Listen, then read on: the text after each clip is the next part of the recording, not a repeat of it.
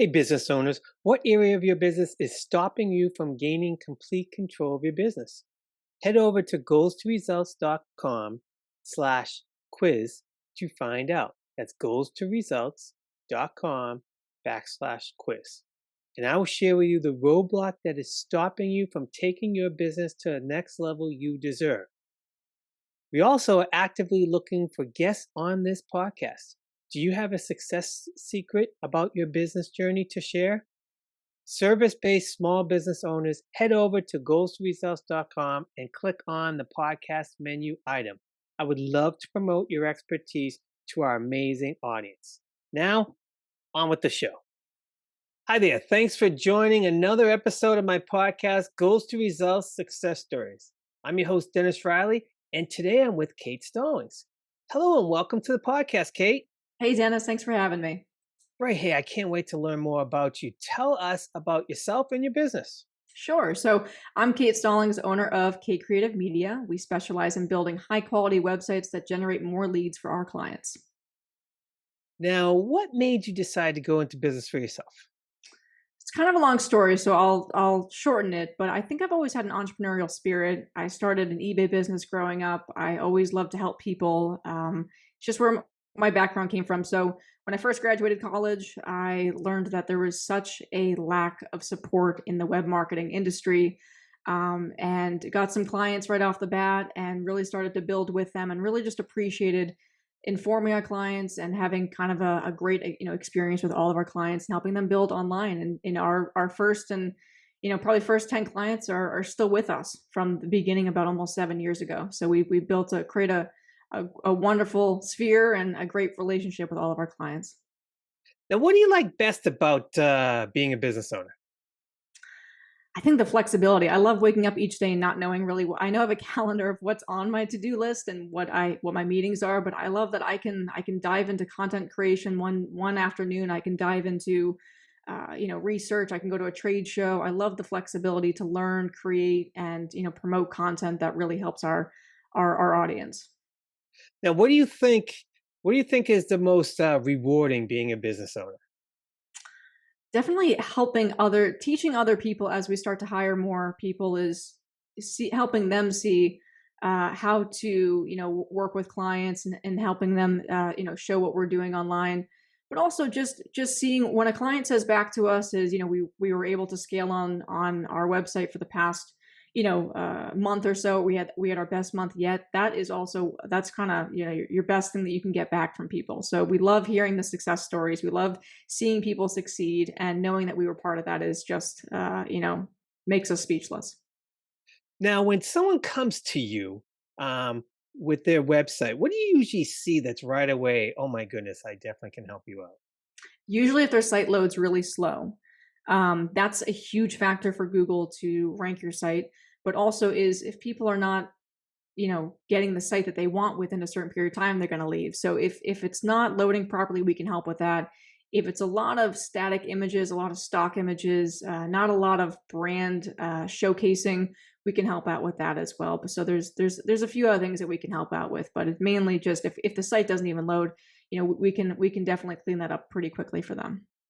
Now, what do you say to people who, social media, that's all, I don't need a website. I'm just going to do social media. What do you say to those people?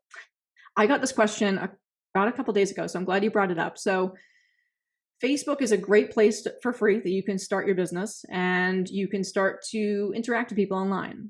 However, that will eventually get you to a ceiling. And so when people recommend you on Facebook, they're going to recommend ABC Landscaping Company. And then they're going to take that, Deborah's going to take that, and then she's going to go to Google, as everyone would. She's going to go to Google and take a look at your online reviews. She's going to see what else she can find about you online.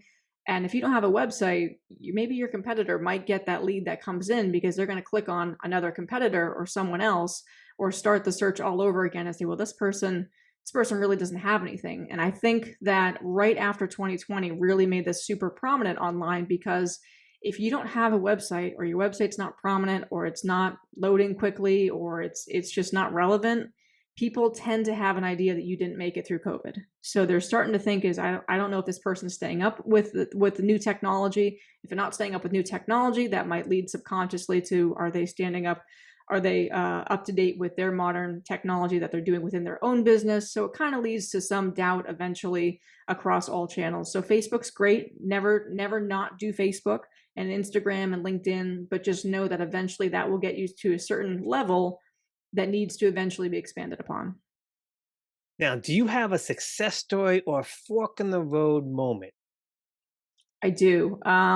So I think when I started off this, and I was, just graduated college, everyone, I think that, when you're starting a business, you want to be this huge madmen, agency that we do it all. We have a high, we have all these people working for us, and I realize is that there's kind of almost too much time. There's only so much time in the day, and you really want to make sure that your scope of expertise is pretty narrowed down, that you can focus on what you're doing best. So as soon as I started to tailor it down into websites and marketing, and there's a lot of other services that we could offer, copywriting and branding and logo and et cetera, et cetera. But for right now, is we started, during that time, about 2 years ago, we started kind of going down that fork in the road of where can we make the most impact for people online. And it was really building great websites and generating leads online. So that's where we started to work in. But it was hard. It was hard to say, I don't really want to be as well known for this, but I'd rather be more well known for something that is really going to make us successful and our clients successful.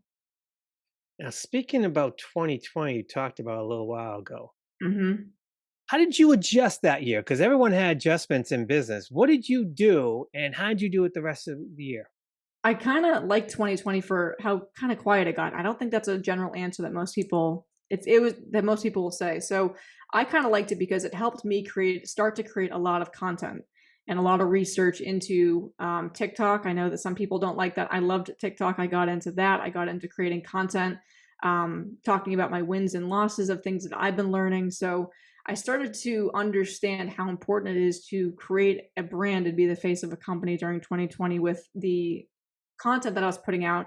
I started a podcast at that time that started to generate more interest. And then it's just something that I was able to dive into. So it was a great learning atmosphere at that time of almost maybe 2 months of kind of a little bit more quiet, leads coming in. But it was just a great time to reset, build up, and get ready for the rest of the year. And how did that rest of the year go? Was it a good year for you, or what? Yeah, I mean, we've had year over year success, so it was still a better year than the year before that, 2019, which might sound surprising, but once we hit about July 4th, once we hit about there, people started to, I think, understand a little bit more that when you stop networking in person, that the only thing left for you really online is your website, your marketing, your social media. People really took a hard look and said, oh my goodness, people are now finding me online, and they were taking a look at their website and kind of cringing. And so definitely 2021, we got a lot of people January 1 of saying is we can't live without this anymore, and looking at their competitors were revamping. So it helped us quite a bit for a lot of people to see the value in that. So it was a good year, but it's something that we were able to definitely expand upon and get ready for the fall. Now, what are you seeing right now? I know it's just January, but what do you think? What are you seeing so far for 2023? We're still getting the clients that no matter what the no matter what the market is going to throw at us, they're going to always succeed. They're always going to want more. They're a long-term thinker like us. So for those clients that keep coming to us, we're able to fulfill that and keep working with them. So for those clients that think more in terms of the next 2, 3, 4, 5 years, we love working with those clients because this will pass. 2008 passed. 2020 passed.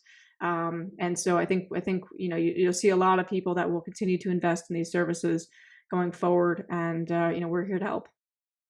Because interesting, because the face of your business is your website online, It and no is. matter what you do in other things, people still going to come back. That's the one thing I always say, that your salesperson, your 24/7 salesperson, is your website. Mm-hmm. Absolutely. Now, what kind of characteristics do your clients have?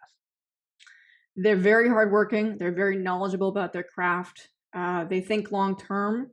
They know that they need to do marketing and websites, but they don't have time. And whether they have an office admin, whether it's their wife or their daughter or their son that's on the field, out in the field doing stuff, they know that they need someone who's still local to them. I call it small but mighty. who can work with them. And they know that, they want a company that can work with them, and they know that we're going to be, answering the phone calls with them, so they can text us. So someone who wants someone pretty close to them, feeling like we're very close to them, someone that they can relate to, and build a relationship with. We love, we're looking for clients, but really we're looking for partners going forward who are proud of their craft. They know that they're kind of one of the best kept secrets around, that really, when you put them out in front of everyone, they just shine, and they are able to succeed. So then when you do someone's website, is that it? They go along their merry way and that's it? It can be occasional. So if a website has some integration in there that they would like, we do recommend some kind of management services. But what we also started to do is some training services. So if someone wants to have someone who's younger, who wants to learn how to do work on the system in-house, whether it's easier to do it that way, we do offer training. So there's other services that we can do, as well as marketing services. So we had that conversation as well when we start to do kind of the kickoff call of what is the long-term goal, because we could build you a beautiful website, but it's pretty much at that point almost on a resort. It's almost like a resort in an island that no one can get to. So you want to make sure that people get to that island to make sure that you get more leads online. So there's other things that we can do, and we chat about that with our clients as well.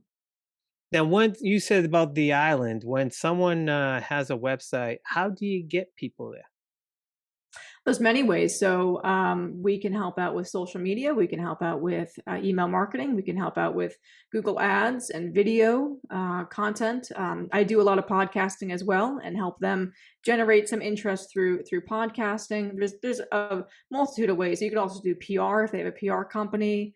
There's when we look at it, we have to look at what they're comfortable with. Most people don't feel comfortable getting in front of a video and do something that kind of puts themselves out there. But I love when people can do that. Video is going to convert, much more highly online. But there's a lot of ways, and so we take a look at what works best for them, and what would be kind of a 6-month strategy for them. Cool. Is there anything else you want to add?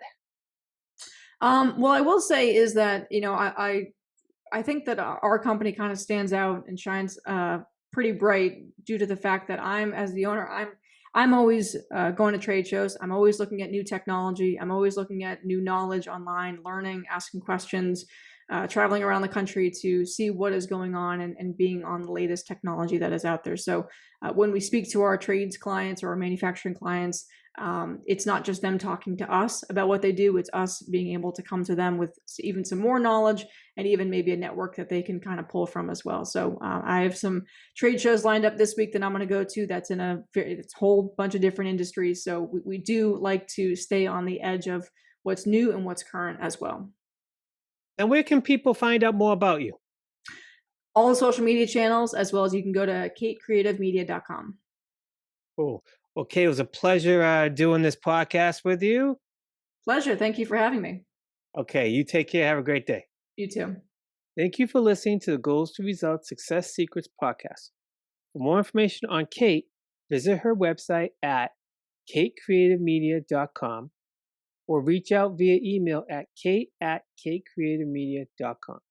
If you would like to be a guest on this podcast, visit our website at go.goalstoresults.com. If you'd like to learn more about Goals to Results, head on over to our website at goalstoresults.com.